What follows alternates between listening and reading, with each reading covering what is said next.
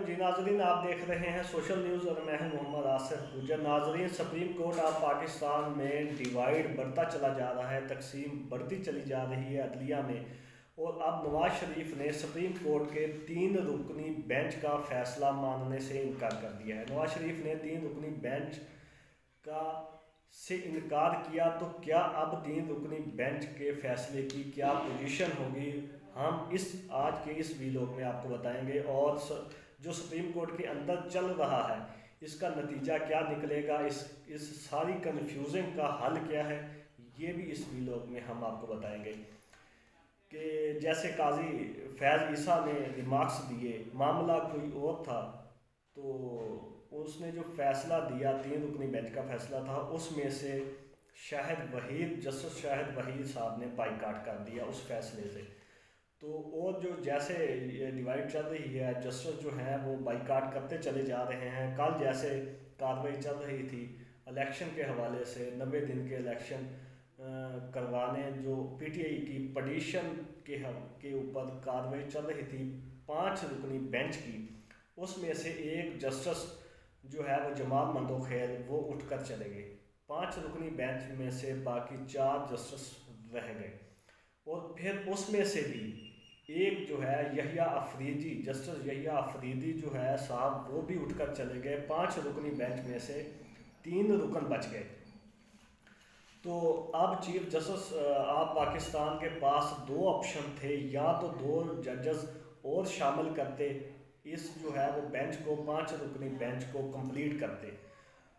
तो जो जाहिर है वो कर नहीं सकते, क्योंकि मुमकिन नहीं, क्योंकि मेन रीज़न ये है कि जो मुखालिफ ग्रुप के जज हैं उनको सिलेक्ट करना पड़ेगा। तो मुझे नहीं लगता कि चीफ जस्टिस ऑफ पाकिस्तान ऐसा रिस्क लें। तो दूसरा ऑप्शन जो है वो उनके पास ये था कि जो हुकूमत की तरफ से भी और पाकिस्तान बार कौंसिल की तरफ से भी बार बार मुतालबा किया जा रहा है कि आप फुल कोर्ट के आगे फुल कोर्ट बना दें, फुल कोर्ट बेंच के आगे ये मामला रखें। तो उनका जो भी फैसला होगा वो सबको मंजूर होगा, सबको जो है वो मंजूर करना चाहिए और होगा। तो चीफ जस्टिस ऑफ पाकिस्तान ने ना सिर्फ फुल कोर्ट बनाने से इनकार किया, बल्कि उनका ये कहना था कि मैं फुल कोर्ट बेंच नहीं बनाऊंगा, और जो भी मामला है, जो भी फैसला है, यही 3 रुकनी बेंच फैसला करेगी। तो साफ ज़्यादा है कि जब ये सारा सिलसिला चल रहा है तो हुकूमत की तरफ से भी एतराज़ात लग रहे हैं। फिर कल शाम मियाँ नवाज शरीफ साहब ने मीडिया से वीडियो लिंक से प्रेस कॉन्फ्रेंस की। काफ़ी अरसे के बाद उन्होंने 2 लाइनों में उन्होंने कहा कि 2 जजेस के ऊपर उन्होंने एतराज़ लगाया कि मेरे ख्याल में वो जो जस्टिस हैं वो जस्टिस एजाजुल हसन साहब और जस्टिस मुनीब अख्तर साहब हैं। और उन्होंने chief justice of Pakistan Umar Ata Bandial के ऊपर भी एतराज़ लगा दिया। और साथ ही उन्होंने कहा कि हमें बेंच ही कबूल नहीं तो फैसला इनका हमें कैसे कबूल होगा, और ना ही कबूल होना चाहिए। ये मियाँ मोहम्मद नवाज शरीफ साहब ने कहा कि ना ही हमें कबूल होना चाहिए। जिस बेंच पर इतने एतराज़ात लग रहे हों, तो फुल कोर्ट बेंच बनाने में क्या मसला है, क्या एतराज़ात है, तो फुल कोर्ट बेंच क्यों नहीं बन सकता, और यही 3 बेंच जो है वो यही बेंच क्यों फैसला देगी। तो इनमें से 2 जजेस तो ऐसे हैं जो हमेशा से मेरे ख़िलाफ़ फ़ैसले देते चले आ रहे हैं। तो इनके दिए हुए फ़ैसलों से हमें नुकसान होता है। अब जो है हम नुकसान उठाने के लिए तैयार नहीं हैं। और एक बात, अब एक बड़ी पार्टी जो है वो ये मुतालबा कर रही है, और हुकूमती पार्टी भी है, वो मुतालबा कर रही है कि फुल कोर्ट बना दिया जाए। तो इसमें चीफ जस्टिस ऑफ पाकिस्तान को ये बेंच तोड़ देना चाहिए और एक बड़ा बेंच बनाकर 15 रुकनी बेंच जो है वो बनाकर उसके आगे ये मामला रख देना चाहिए। उसका फैसला जो भी हो वह सबको तस्लीम करना चाहिए। अगर कोई करेगा तो ठीक है, वरना उसका नुकसान उठाएगा। اگر چیف جسٹس آف پاکستان یہ دوسرا آپشن نہیں کرتے تو ظاہر ہے ایک تاثر جو ہے وہ بڑھ رہا ہے کہ چیف جسٹس آف پاکستان ضد میں آگے ہیں، اپنی انا میں آگے ہیں، وہ اپنی انا میں کہہ رہے ہیں کہ یہی 3 رکنی بینچ فیصلہ کرے گی اور اس میں شامل نہیں کریں گے۔ اب سوال وہی ہے کہ کیا اس 3 رکنی بینچ کا جو فیصلہ ہوگا کیا پی ڈی ایم مانے گی؟ یہ فیصلہ جو ہے وہ ایک متنازعہ ترین فیصلہ ہوگا اور اس کو ماننا ممکن نہیں حکومت کے لیے، اور نہ ہی اس کو ریاست مانے گی، نہ ہی اس کو اسٹیبلشمنٹ مانے گی، نہ ہی اس کو گورنمنٹ مانے گی، اور جو باقی ادارے ہیں وہ بھی اس کو تسلیم نہیں کریں گے، مانیں گے نہیں۔ اور میرا خدشہ یہ بھی ہے کہ کہیں ایسا نہ ہو کہ سپریم کورٹ کے اندر سے ہی کوئی فیصلہ ان 3 رکنی بینچ کے خلاف نہ آ جائے۔ یہ میری خبر بھی ہے جو دوسری طرف سے آ رہی ہے، جو یہ 3 رکنی بینچ ہے ان کے خلاف جو باقی ججز ہیں دوسرے گروپ والے، کہیں وہی اس 3 رکنی بینچ کے خلاف فیصلہ ہی نہ دے دیں۔ جو چیف جسٹس آف پاکستان کی سربراہی میں چل رہا ہے کورٹ، یہی کورٹ ان 3 رکنی بینچ کے خلاف فیصلہ ہے۔ جیسے آج کل تو چل رہا ہے کہ جیسے ہم پہلے بھی بتا چکے ہیں کہ قاضی فیض عیسیٰ صاحب نے فیصلہ دیا، معاملہ تو کوئی اور تھا، معاملہ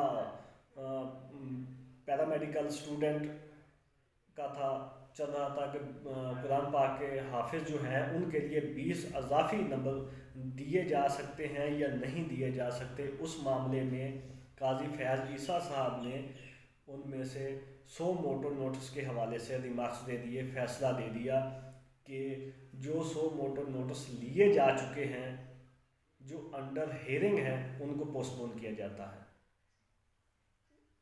اب اسی طرح اگر سپریم کورٹ میں کوئی 4 رکنی بینچ کوئی بھی کیس سماعت کر رہی ہو یا 5 رکنی بینچ سماعت کر رہی ہو، کہیں وہی ان 3 رکنی بینچ کے خلاف فیصلہ نہ دے دے۔ اگر ایسا ہو گیا تو اس فیصلے کا، اس 3 رکنی فیصلے کی کیا ویلیو رہ جائے گی، کیا اہمیت رہ جائے گی۔ تو اب چیف جسٹس آف پاکستان نے 3 وزراء کے سیکرٹری کو طلب کر رکھا ہے پیر والے دن، سوموار والے دن، جو وزراء خزانہ کے سیکرٹری کو، دفاع کے سیکرٹری کو، داخلہ کے سیکرٹری کو طلب کر رکھا ہے۔ ان سے یہی سوال ہوگا، یہی پوچھا جائے گا کہ آپ پنجاب اور خیبر پختونخوا کے الیکشن کیوں نہیں کرواتے؟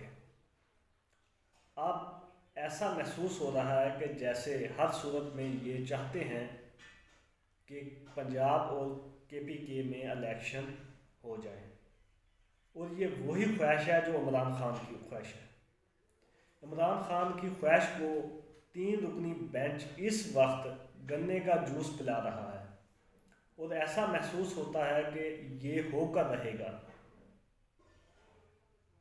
یہ کریں گے فیصلہ اور یہ ہو کر رہے گا۔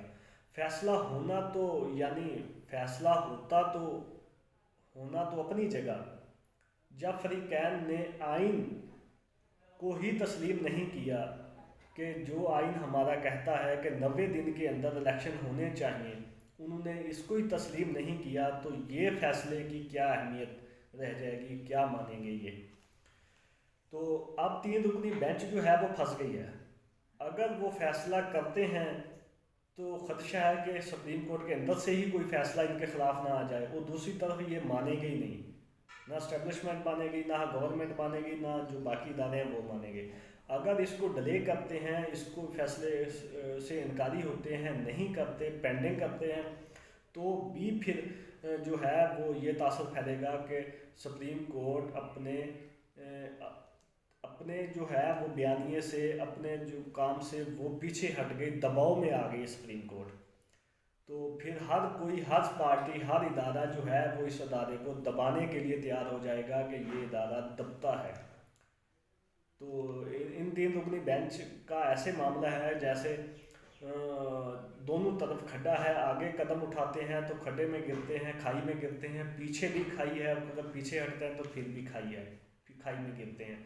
تو ان کو چاہیے، سپریم کورٹ آف پاکستان کو چاہیے کہ انا اگر ایسی کوئی ہے بات فیصلے میں، اس کورٹ کے اندر انا کو ایک سائڈ پہ رکھ کے پاکستان کو سامنے رکھ کر ایک نیوٹرل جو چیف جسٹس آف پاکستان بن کر فل کورٹ کے آگے یہ معاملہ رکھے، اور فل کورٹ کا جو بھی فیصلہ آئے، چاہے کوئی تسلیم مانے یا نہ مانے، جو نہیں مانے گا اس کا نقصانات وہ اٹھائے گا، یہ فل کورٹ کے آگے معاملہ رکھنا چاہیے۔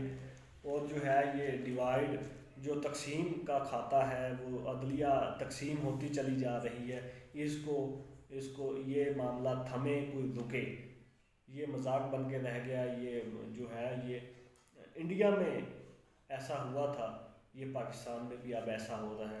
پلیز ایسا ہونے سے روکیے، اپنی ضد اناؤ پارٹیوں میں شامل ہونے سے رکیے۔ آپ نیوٹرل ہیں، یہ ادارہ ایک نیوٹرل ہے۔ اگر آپ ہی پارٹی بن جائیں گے، کسی سائڈ پہ ایک سائڈ پر جھکنے شروع ہو جائیں گے، تو کیا پاکستان کی عوام کا اعتماد رہ جائے گا آپ پر؟ تو کیا آپ کے لیے، آپ اپنی سیفٹی کے لیے آپ کے پاس آئیں گے؟ تو کوئی بھی آپ کی طرف نہیں آئے گا۔